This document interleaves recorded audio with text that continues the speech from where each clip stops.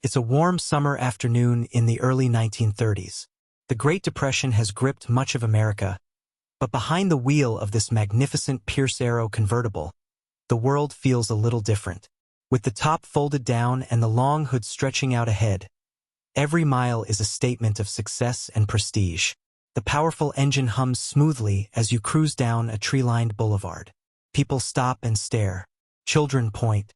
Few automobiles on the road can match the elegance and presence of a Pierce Arrow. Owned by movie stars, industrialists, and even royalty, these cars represented the very best America could build.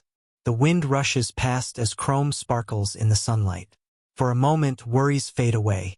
This isn't just transportation, it's an experience. A rolling symbol of luxury, craftsmanship, and a bygone era when Pierce Arrow stood among the greatest automobiles in the world.